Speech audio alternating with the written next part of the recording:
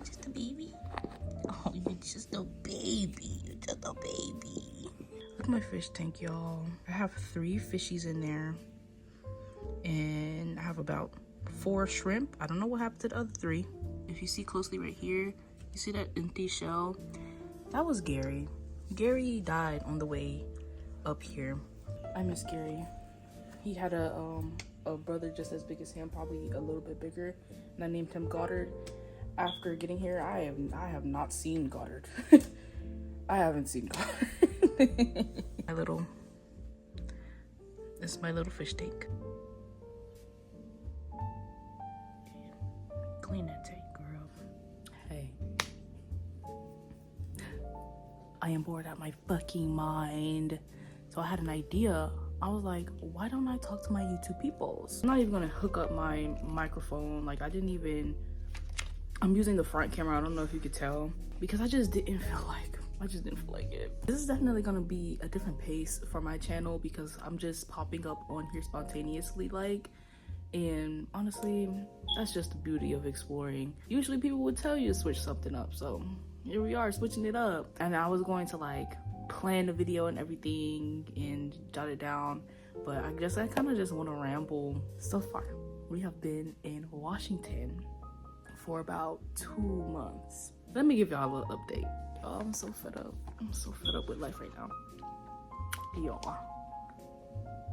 No, Happy, it was my mouth. I was making the noise. Oh my god. My dog is scared of the flicker of a lighter, and when I just sucked my teeth, he thought it was a lighter.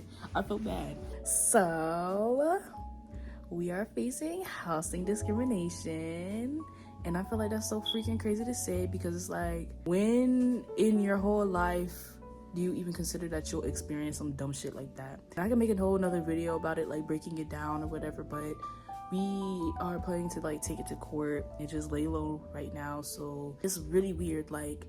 I'm living with my sister right now, and she told this bitch.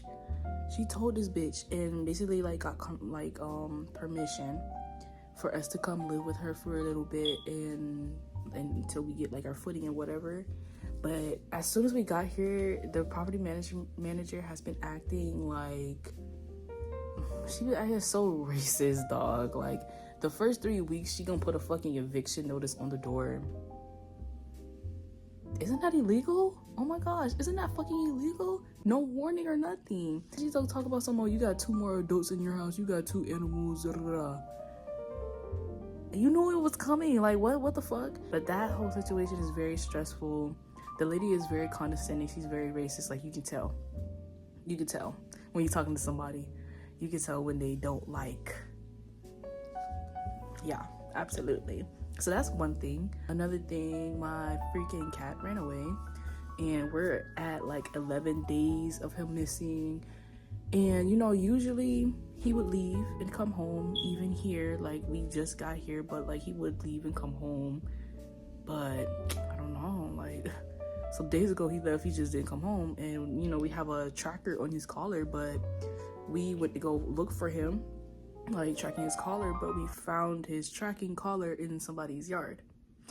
And I'm very confident that he took that shit off himself, because I have seen him practicing. I just thought that I put the collar back on tight enough for him not to be able to do it, but I guess it just wasn't good enough. And I'm so mad at that fucking cat. I know I'm responsible, but I'm why the fuck would you go out into the wilderness and take your collar off? Why would you do that? I really wish I had the freaking list here, because it's I can yap all day, but at the end of the day, I gotta edit this shit. You know what I'm saying? So, yikes. Oh, hold on. Okay, I figured out how to get my freaking whatever. Oh my gosh, y'all. Okay, let me back it up, because the notes is kind of in chronological order. Before we even fucking get here, my therapist got back to me. And if you do not know, if you're new here, I made a whole video about my experience with BetterHelp and my second ever therapist, and how that whole experience was so fucking traumatic to me. And it was dookie ass kebab. I'm trying to move past it. I'm trying to heal it. One day I woke up from my sleep. Like, I don't know what, I wasn't even having a dream, but like something woke me up out my sleep. And I was like, no, I gotta do some shit about this. And I opened a case against her. And this is like 2, maybe 3 years later after having her as a therapist. But I reached back out to BetterHelp. Essentially, I got a letter out to her and was like, yo, if you want to apologize to me, here's my phone number, here's my email. And while we're on the road up here, I get a call from my therapist or from my former therapist. And y'all, oh my fucking gosh, the voicemail that she left on my fucking phone, I'm like, please do not play on my phone like this. She talking about I don't understand, like, I don't really know where this is coming from. Like, I just got this letter out of nowhere. I haven't been doing therapy work on the platform in 2 years, so like this just all came out of nowhere. I'm like, bitch, you know what you said to me, you know what you did to me. Like, don't piss me off. I didn't pick up the phone right then and there. When we did get here, I called that bitch back and no pickup. I called her back multiple times, no pickup. I'm calling during like office hours, like normal hours that people will be up, you know what I'm saying? And I'm pretty sure she called from like a work phone or whatever, or like a personal work phone type of thing, whatever. It's just nothing. And her voicemail is fuller than a bitch. Why would you call me from a phone with a full ass voicemail and know that when I call you back, you're not gonna pick up the phone and get my fucking apology? And then it's like, it's just so much. Like, wow, like it was like, it's almost like she called me from a spare phone, and after she left that voicemail, she just threw it back in her desk. She's going to fucking hell. She's going to hell. That pissed me off so bad, because I'm like, don't even waste my time. Like, at the end of the day, you could have simply not even reached out. And I gave her my email, so if I was you, buddy, to make amends, I would have left that voicemail and the email, especially considering the weight of the situation. I would have made sure that my apology got across to you. So already off the bat, bitches is playing in my face. That was like the first maybe week that we got here. Then I already told you about the first about 3 weeks we got here. Management trying to evict us, trying to be scary or whatever. Like, please. I don't want to say nothing incriminating on here. Okay, another thing, my mail keeps getting sent back. I don't know why. I have a very slight feeling it has something to do with the property manager, because we've seen on a Yelp review that she has a history of going through people's mail. And I'm really, like, low-key, I'm really hoping that I catch her doing that shit and she's go to fucking jail. Because what the fuck are you doing? The information, the address, everything is correct, and they keep getting sent back. I don't know anything. The companies that I'm ordering from, they don't know why. Like, I don't know why my shit keeps getting sent back, and that's just been irking me too. Also, y'all, I didn't know how much like pressure this move was gonna be on my relationship. Everything was like okay at first, but I think just like coming in, crossing time zones, and then you're tired, and then every day, like, I shit you not, every day we're dealing with children, like my nieces and nephew that lives here, like, because like I mentioned, I moved in with my sister. She has 4 children. I love them down. Like, this is basically like me meeting them for the first time, and they gradually got comfortable with us, but now I'm like, y'all too comfortable. Y'all need to go to y'all fucking room and leave me alone, okay? We're basically taking up the living room, and I understand, like, this is their house, like, this is their space, but I'm just trying to find that balance. I'm cool, we could come out here, blow some bubbles, dance, sing to music, watch movies, and eat and stuff like that, but this is a whole nother thing when you're, like, messing with my stuff, and, like, my stuff is going missing, you're taking things without my permission, you're screaming for no reason, whining for no reason. I make you dinner and there's no thank you. Instead, it's like, oh, that's not fair. Why did they get 1 extra strawberry with their dinner and I didn't. Why did they get waffles and I got ramen noodles that I asked for? What the fuck? Whether I blew my top off or I stayed calm, like all of that is very draining, and it low-key feels like I'm experiencing like some postpartum depression, low-key, for like, you know, kids that's not my kids. Just the best way I can explain it, because it's like just a snap of a finger, now I have a bunch of kids, and in a way that's kind of how it feels. Of course, I remember to be grateful that my sister let us stay here, and at least for now, until we get jobs, that's kind of like how I see that we pay rent. Like we help my sister like take care of the kids and stuff like that, because y'all know the mothers that do everything themselves, they do everything themselves. My sister, she works, she go to school, and she take care of the 4 kids, and she be doing like other shit on the side, and it's just like, if I can help you clean, take care of the kids, cook, you know what I'm saying, like I'm willing to. It's just hard finding the balance, and it's very overwhelming, and it has put a lot of stress on my relationship, and that's as far as that will go. I don't want to talk too much about my my intimate matters, my romantic matters on the internet too much. Oh my gosh, yes. See, if I didn't have this list, I would have remembered this. I got very sick my first month here. I don't know what the fuck it was. I think this is kind of like the sickness that you get when you move to another place. Your immune system is adapting to that air. But man, we got so fucking sick. Like, that shit felt like COVID. I'm telling you, like, I'm getting up, I feel weak, like my body is kind of like shaking. I really don't have an appetite for nothing. I'm sweating, but I'm shivering. Oh my goodness, y'all. I'm not gonna show y'all because it's fucking disgusting, but this is some stuff that I said to my brothers for sure. I'm coughing up stuff and shooting things out my nose that look like it's a whole different organism. This shit has never happened to me before. Being sick for like maybe 1-2 days, it's like, oh damn, like damn, they got me. A whole week? Being sick for a whole week? What the fuck are we doing? What the fuck are we doing anymore? I'm drinking the herbal teas, I'm eating the oranges, I'm eating the fucking lemons and ginger, I'm taking the medicine and stuff like that. Granted, I probably should have been eating like all the fruits and veggies and the vitamins and nutrients before I got sick.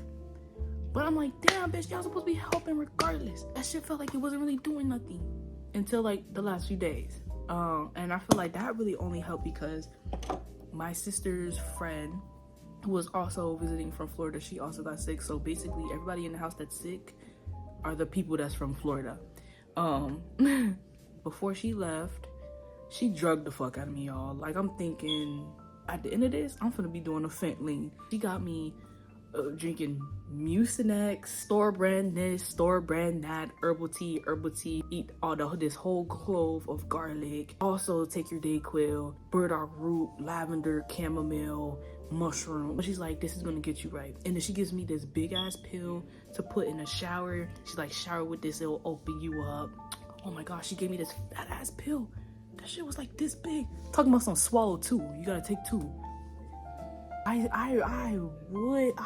wish I had that pill with me today, so I could show y'all how big that fucking pill was. Talking about some take 2. I'll take half, maybe. And it wasn't even a gel pill, it was chalky, so it's just like, I felt like that shit was gonna fuck my throat up trying to pass through. Every time I get sick, I be so grateful for life. I be like, please let me get better. I will not neglect my body. Like, I will make sure I eat my fruits every day. I will eat fruit every day. Like, please, like, I do not, like, I hate being sick. Like, it's not just like, oh damn, like I got sick, it's a bummer. You know what I'm saying? I hate being sick. I hate feeling bad. It's just too much. It's too much. And it's like, at the very least, let me breathe with comfort. I'm not letting that shit happen to me so easily next time.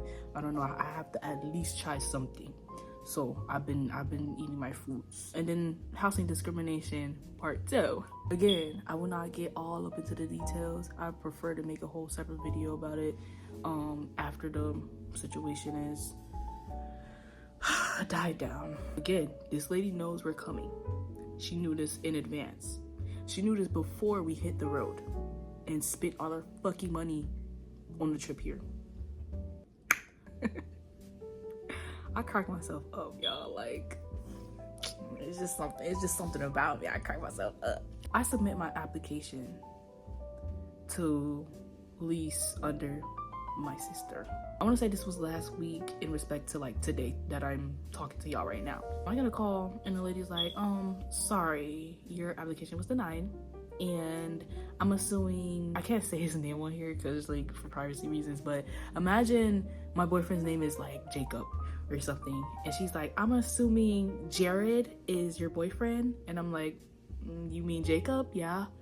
How the fuck you get Jared from Jacob? Whatever, maybe the bitch can't read. Maybe she racist and illiterate. Like, that's none of my business. So she's like, yeah, oh, Jacob, yeah, so yeah, his application was incomplete as well, and I'll send you an email later on with information about your application, blah blah. And I'm like, oh, like, okay, is the email going to include any further information, more specifically why my application was denied? And she was like, no, it's you're gonna have to talk to your sister about that. She has a paper that we gave out with the application with the eligibility list on it, so just review the eligibility list or whatever. So I'm like, oh, okay, like I'll talk to her, thank you. We'll come pick up the my boyfriend's application later.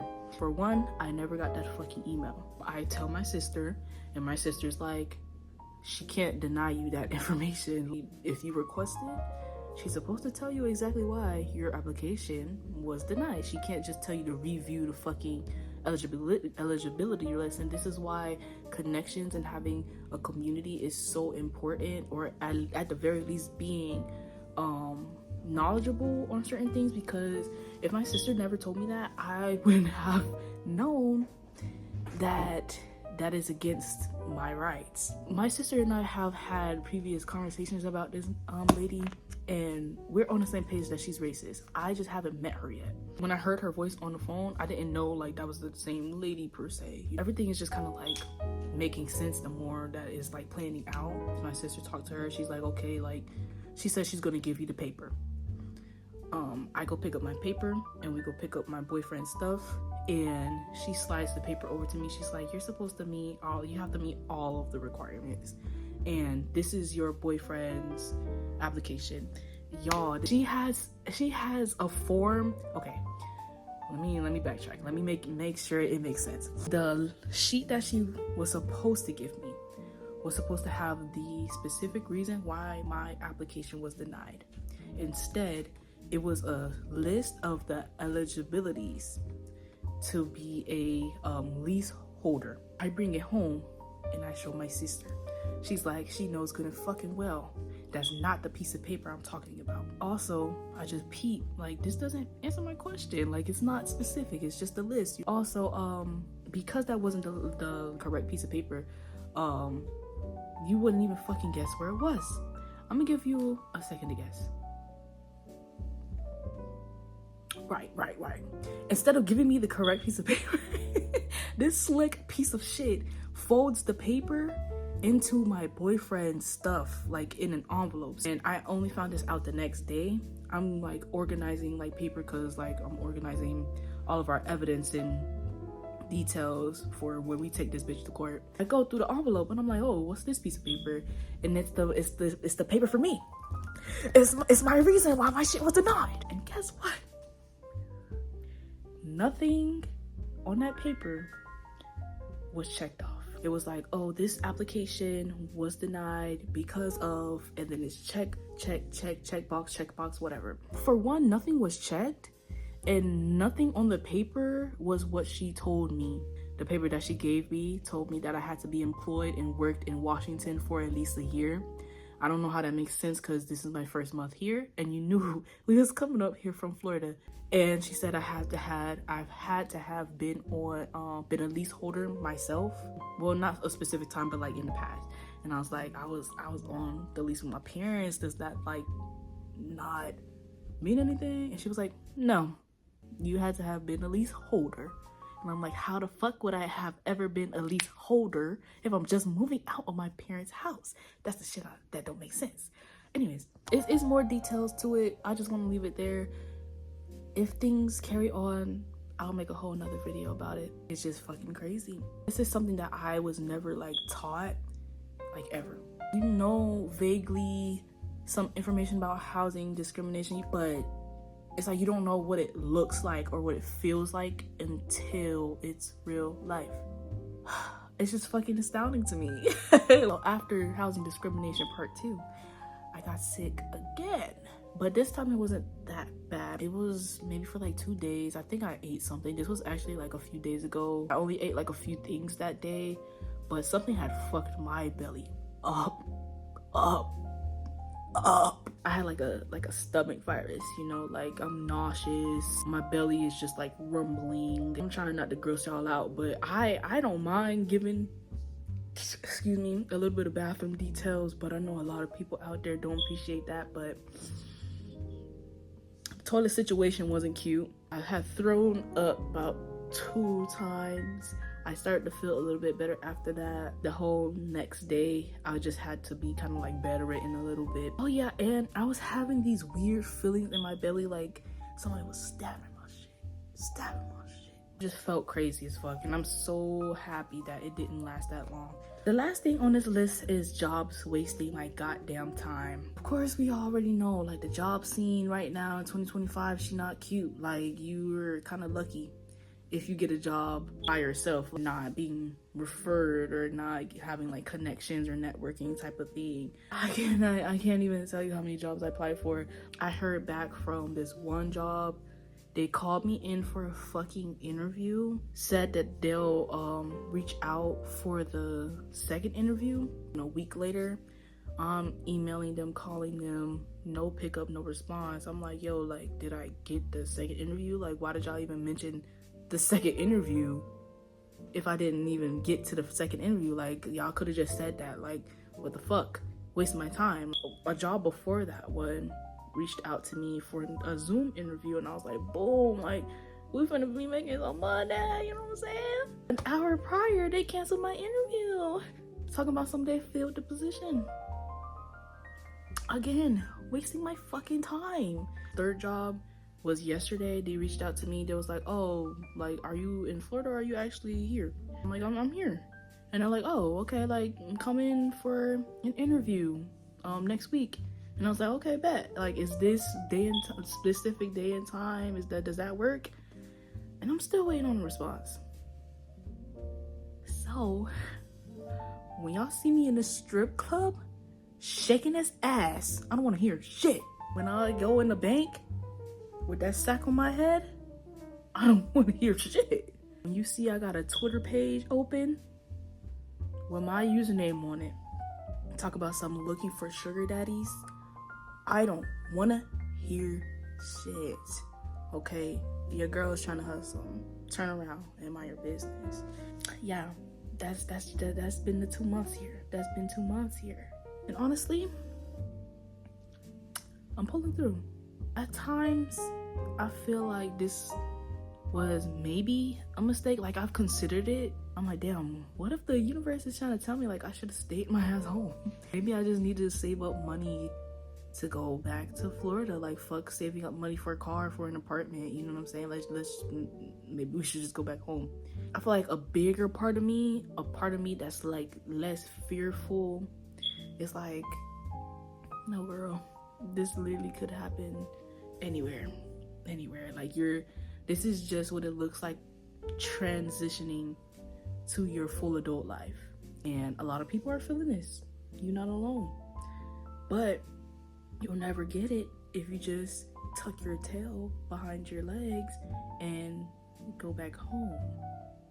Just for this similar situation to happen again next time you give it a try. You know what I'm saying? It's just like, I kind of more see it as like, put in the work now, or it's gonna be hard later. I've been hopeful. I've been trying to hang in there, but that shit is hard. A win every once in a while, maybe even a win once a week. A win once a week wouldn't hurt, but like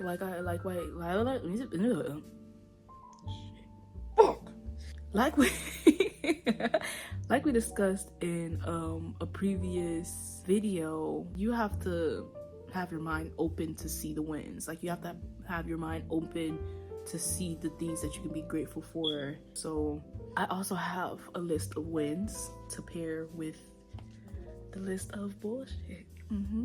That's a nice practice that I've been trying to do. Every one thing I complain about, I try to think about at least one thing that's nice going on in my life. So let's carry on with this list, the more fun list, the more juicy, cheerful list, the list that make me want to keep living. Number one is like a quick note of this random guy that shared like the most corniest dad joke with us, but I liked it. So my boyfriend and I were walking back home from the store or whatever, and this old white man pulls up in his little old car, and he's like, "Hey, do y'all like jokes?" And we're like, "Yeah, fuck it, yeah, like we like jokes. What about it?" And the guy's like, "Okay, I got one for y'all." We're like, okay, shoot. He's like, "What do you call a hippie's girlfriend or a hippie's wife?" And we're like, I don't know, like what? He's like, "Mississippi." And it took me a second, but I was like, I like that one. I chuckled a little bit. I liked it very much. He was lost as fuck, but I was like, yo, like, it's Mississippi. I'm like, Mississippi.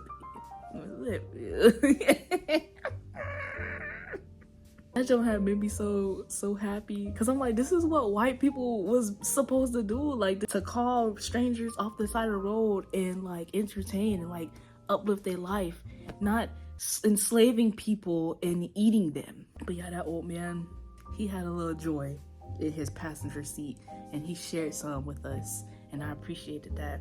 Just to add on to that, I noticed a lot of the people, despite, you know, the races, a lot of people here, I want to say for the most part, are a lot more friendly, which is the next point that I have here.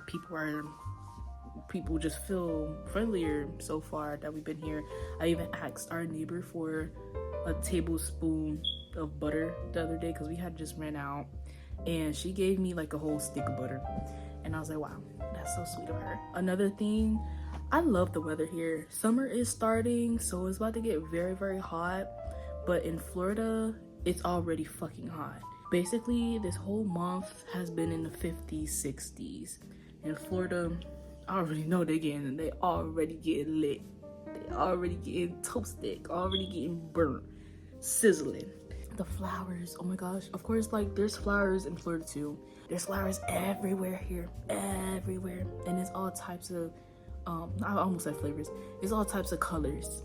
All colors of the rainbows. Like, there's flowers everywhere, on the trees, just on the grass, on bushes, on the side of buildings. Like, there's flowers everywhere. How could you not love that? Just step outside sometime and you'll be all right.